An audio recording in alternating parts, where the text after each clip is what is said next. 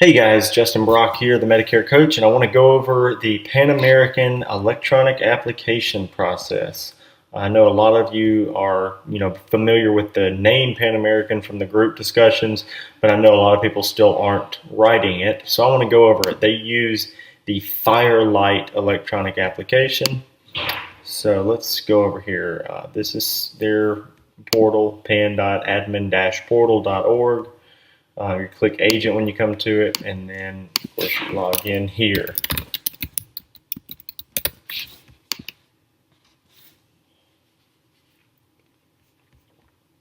Okay, this is the portal here, and the electronic, this is kind of your sidebar tool. You have your client policies list where you can come through here and search for your policy holders, agent letters, commission statements, premium calculator, which I'm sure most of you are using CSG. If you're not using CSG already, just let me know and we can get you a login to that.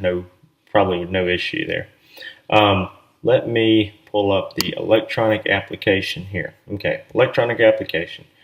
You're going to come up, select your agent number, select electronic application with Firelight. Select start electronic application. It's going to pull up this portion right here. Okay. We are going to click Start New Application. I'm going to go to Select Jurisdiction and go down to the state that you want to do. I'm just going to do Mississippi because I'm more familiar with doing a lot of those apps.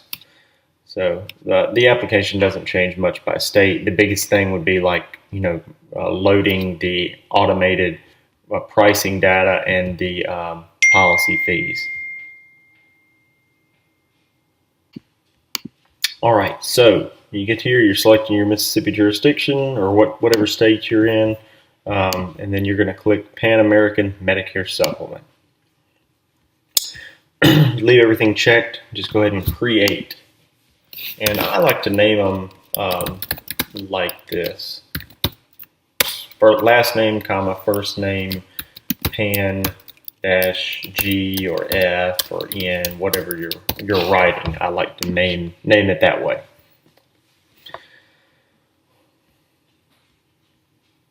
Okay, when you come into the electronic application, it pops up here and just kind of looks like a regular form that you're filling out, but they have it very easy to do, and everything that's red is what you're still required to do. So first thing I'm going to do is click Medicare Supplement coverage. I've never used the conversion. That would be if you were changing them internally, and we're not.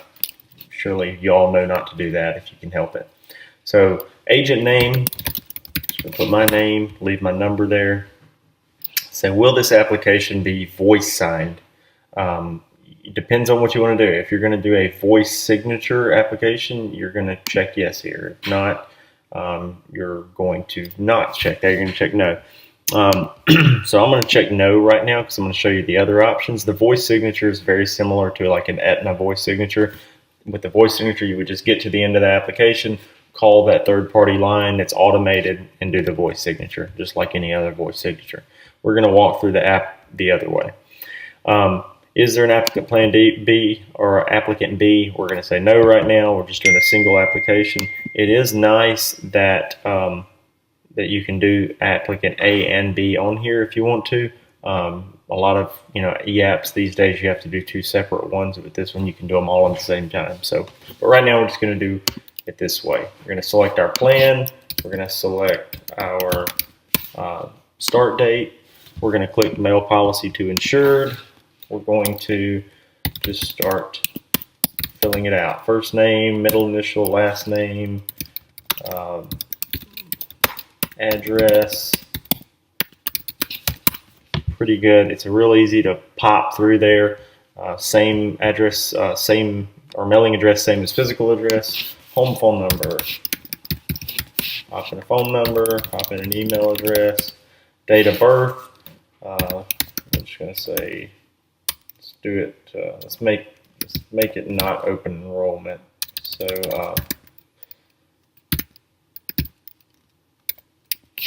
okay, 66. Say male. We'll do female. Social security number. not a real one, just popping in some numbers there. Let's see here. Make sure 239,393A, putting in a Medicare number. I'm just going to use the old school one. We're going to say on tobacco, no tobacco, and we're going to say they don't have end-stage renal disease. Hopefully you're not putting your ESRD with companies that you're actually working with. Let's see here. Okay, here we go. Have you received a copy of the Guide to Health Insurance? Yes. So they're always going to mark this yes, and they've received the outline of coverage. To the best of your knowledge, are you currently covered under Part A? We're going to say yes and yes, and I'm going to use January 1st of 2017 as the effective date because I'm doing an underwritten app and making this person a year older. We're going to say, have you turned 65 in the last 6 months, or will you turn 65 in the next 6 months? No. Are you complying during a guaranteed issue period? No. Do you currently have a Medicare Supplement or Medicare Select Insurance policy in force? Yes. Okay. We're just going to put Mutual of Omaha, policy number 523-84-12, something like that. Say we're going from F to G. So, and we're going to do the issue date was last year. Okay. Then we're going to say, yes, we intend to replace it. The termination date would be the same date that the new one was starting. And then we're going to say, have you received a copy of the replacement notice? Yes. If you are still covered under the Medicare plan, do you intend to replace coverage with this new Medicare Supplement policy? That's for this question. This would be if they were coming off of some sort of private Medicare plan, just like you see on every other application. Have you had coverage under any health insurance within the past 63 days? No. Are you covered for medical assistance through the state Medicaid program? No. And here, you don't fill this in because this is automated, so you're just going to select bank draft and checking account. We're going to say draft on the first of the month, and then it's going to automatically populate that in there. Now, it won't automatically populate the household discount until you come down here and say this one. So the household discount, say they have somebody, their household discount rule is, do you have at least one person, no more than 3, who is age 50 or older, who you've continuously resided for the last 12 months, or who you're married to? Or are they another Pan American policyholder? So we're going to say that yes, they have somebody 50 or older. We're going to put in their 50 or older person and put in their birthday to make them 50 or older. Okay. It automatically reset the rate for a female Plan G to $87.70. Not a lot of people beating that out there. Okay. Financial institution name. We'll just put Chase. Actually, let me put one that I know off the top of my head. It's because the routing number will get flagged if it's not a legit routing number. Okay. Is this the applicant? Yes. And nothing else on here you have to do. You're going to hit yes, and then you're going to go into your health questions. Just like every other application, we're going to pretend we're asking these, and we've got no answers to everything. And we're making it down nicely to, let's see, here. Yes, we're going to say that we do have some prescription drugs to put in. We're also going to put a height and weight of 5'4", 120. Okay. Here, next, this is the prescription drug thing. It's a little bit confusing the first time you do it, but basically you start typing the name. Let's see, hold on just a second.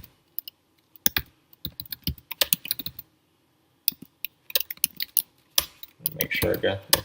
Normally, I believe it pops up here.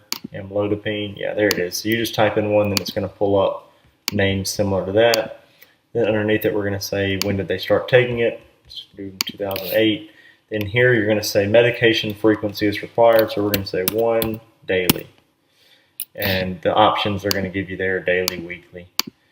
Here you're going to put the dosage. We'll say 20 milligrams, 20 mg. Then it's going to ask for a reason. We're just going to say high blood pressure. Okay, same thing with like metformin. It's going to give you the options with the right metformin HCl. Say it's been taking it a long time. 1 a day, 500 milligrams, and then we'll say diabetes. Okay, then I'm going to click, and we're going to say, we don't have to even select this down here, just keep going. Here we're going to say, no, there's not a second agent. If there was a second agent, you could put in the split information right there. No second agent. This is if you've written them their policy in the past, you put that information down. Applicant A wishes to draft initial premium. We're going to do, I mean, you can do this however you want to, but the latest you can do it is the effective date. So you can put in draft on the effective date by putting in the effective date in that spot. The rest of this you don't need. Click next. You're going to get to this disclosure page. And you're here, don't need that. And then this is the replacement page. We're going to say going from F to G, fewer benefits and lower premiums. All of a sudden it tells you you've met all the requirements. You've entered everything you needed to. So here you can just click continue and use e-signature. And this is going to give us our e-signature option. Applicant, you can do an email signature or you can do a sign now here. Now, if you go back to it, it's going to give you options like form of identification. So you can actually sign it with the driver's license number. So just put a random number in there. We're going to say this was John Smith. I know I ran a female and named her John Smith, but that's just me trying to quickly do this, I guess. You can do their last four there, 01. I don't even remember the birthday I put in there, but this should work. And email. Okay, verified. And here it's just going to bring you to the forms. So this is where you're reviewing all your forms. You're going to click I have reviewed and agree. Go to the next form. I have reviewed and agree. Of course, you're going to review the forms, but once you've reviewed them, you just click that and then you click sign. That automatically signs that application by typing in the name here. So here you would say John Smith, what city you're in, and then click I consent. It pops you over here. Okay, so let's put the signature on there. Then the agent signature is easier. You're just going to review the forms and you're going to click sign and just pop here, Brock, Tupelo, and then you click I consent. So then you're going to have a completed form. So right here you can click continue and that submits the application. Then you're completely done with it. You can also click other actions and display and print PDF, and then you can pull the entire application up. Normally what I do is go and save it as a PDF on my desktop, and that gives me a copy of it to upload into my CRM later on.